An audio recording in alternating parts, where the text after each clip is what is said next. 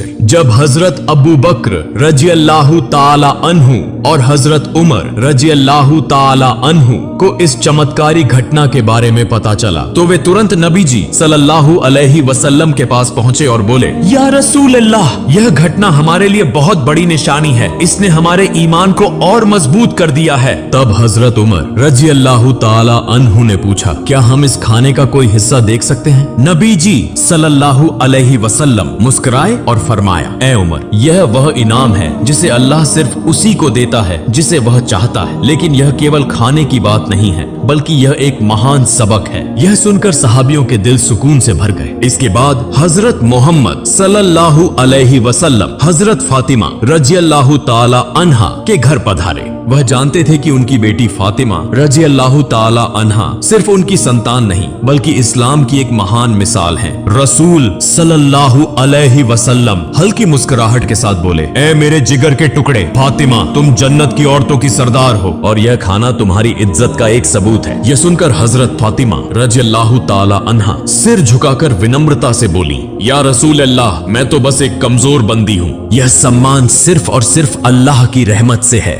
नबी जी सल्लल्लाहु अलैहि वसल्लम संतुष्ट भाव से फरमाया, हाँ, लेकिन अल्लाह अपनी प्रिय बंदों को ही यह रहमत देता है। तुमने सब्र किया, तुमने तकवा परहेजगारी अपनाया और इसी वजह से अल्लाह ने तुम्हें जन्नत के खाने से नवाजा। यह क्षण एक अद्भुत आत्मिक सुकून से भरा था। फिर हजरत मोहम्मद सल्लल्लाहु अलैहि वसल्लम हजरत अली रजी अल्लाहु ताला अन्हु, फातिमा रजी अल्लाहु ताला अन्हा और हसन हुसैन रजी अल्लाहु ताला अन्हुमा की ओर देखकर बोले, मैं कसम खाकर कह सकता हूँ कि तुम्हारे दिल में जो मुकम्मल ईमान है वह हम सब के लिए एक आदर्श है। यह सुनकर हजरत फातिमा रजी अल्लाहु ताला अन्हा ने आंसू पोंछे और हल्की मुस्कान के साथ बोली, हम सब एक दिन जन्नत में इस खाने का लुत्फ उठाएंगे इंशाअल्लाह। तब मोहम्मद रसूलुल्लाह सल्लल्लाहु अलैहि वसल्लम ने हाथ उठाकर दुआ की, ए अल्लाह, तू मेरी फातिमा, मेरे अली, मेरे हसन और हुसैन और मेरी उम्मत को जन्नत के बेहतरीन इनामों से नवाज। इसके बाद हजरत मोहम्मद सल्लल्लाहु अलैहि वसल्लम वहां से रवाना हो गए। उस समय बनी सलीम कबीले का एक व्यक्ति जो नबी करीम सल्लल्लाहु अलैहि वसल्लम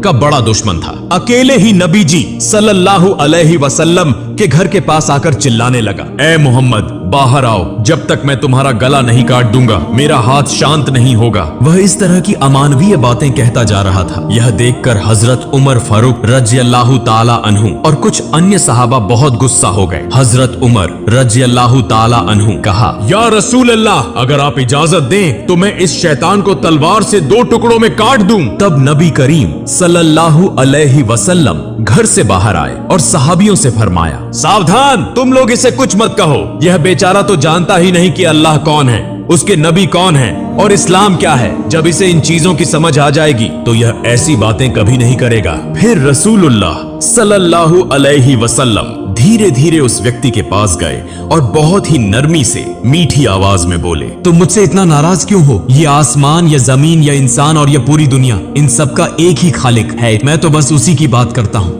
मैं सिर्फ लोगों को उसी एक अल्लाह पर ईमान लाने की दावत देता हूँ। अल्लाह से डरो जो सबसे बड़ी ताकत वाला और सब पर कुदरत रखने वाला है। घमंड, अहंकार और नफरत को छोड़ दो और उस अल्लाह के अजाब से डरो। अगर अल्लाह का अजाब आ गया तो अनंत काल तक सख्त यातना सहनी पड़ेगी। नबी करीम सल्लल्लाहु अलैहि वसल्लम की इतनी नरमी और कोमल स्वभाव देखकर वह आदमी दंग रह गया। कुछ देर तक चुप रहने के बाद अचानक बोल पड़ा, बेशक मोहम्मद सल्लल्लाहु अलैहि वसल्लम अल्लाह के भेजे हुए रसूल हैं। मैं आपके बयान को स्वीकार करता हूँ और एक अल्लाह पर ईमान लाता हूँ। यह कहकर उस व्यक्ति ने तुरंत नबी जी सल्लल्लाहु अलैहि वसल्लम का हाथ पकड़कर कलिमा पढ़ा और मुसलमान हो गया। फिर नबी करीम सल्लल्लाहु अलैहि वसल्लम उस व्यक्ति को अपने घर के अंदर ले गए और उससे पूछा, तुम्हारे घर में कौन कौन है? तुम कैसे गुजारा करते हो? क्या खाते पीते हो? उस व्यक्ति ने कहा, या रसूल अल्लाह, मैं बनी सलीम कबीले का सबसे गरीब आदमी हूँ। दिन भर मजदूरी करके किसी तरह अपने घर का खर्च चलाता हूँ और ज्यादातर वक्त भूखा ही रहना पड़ता है। यह सुनकर रसूलुल्लाह सल्लल्लाहु अलैहि वसल्लम ने सहाबियों से फरमाया, तुम में से कोई है जो इस भाई के लिए एक ऊंट दान कर सके? तुरंत हजरत अब्दुल्लाह इब्ने अब्बास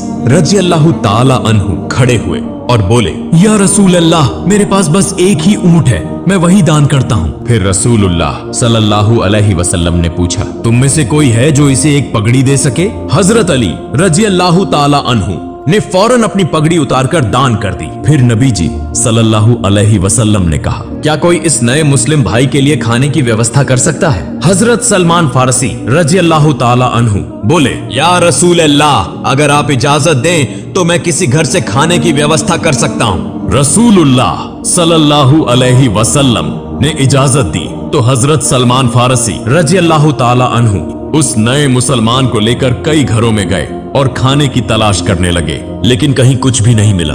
आखिरकार वे हजरत फातिमा रजियल्लाहु ताला अन्हा के घर पहुंचे। हजरत सलमान फारसी रजियल्लाहु ताला अन्हु ने कहा, ए फातिमा, इस नए मुसलमान के खाने के लिए हमने बहुत घरों के दरवाजे खटखटाए, लेकिन कहीं कुछ नहीं मिला। अगर तुम्हारे पास कुछ हो तो इसे दे दो। यह सुनकर हजरत फातिमा रजियल्लाहु ताला अन्हा की आंखें आंसुओं से भर गईं। उनका दिल फूल की तरह कोमल था। उन्होंने हजरत सलमान फारसी रजियल्लाहु ताला अन्हु से कहा, भाई, मेरे घर में भी कुछ नहीं है।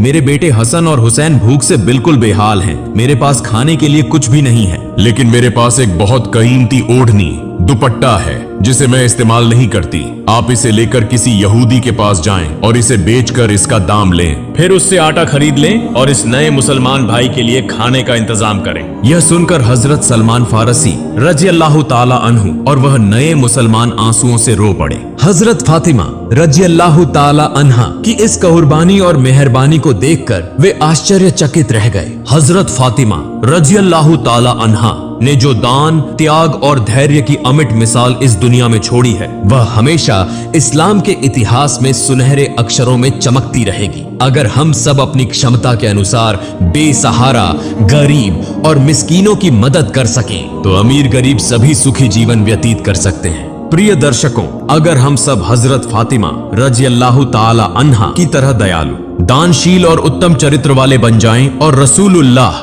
सल्लल्लाहु अलैहि वसल्लम के सदृश उत्तम आचरण और दानशीलता को अपनाएं, तो यह हमारे लिए बड़ी सफलता होगी।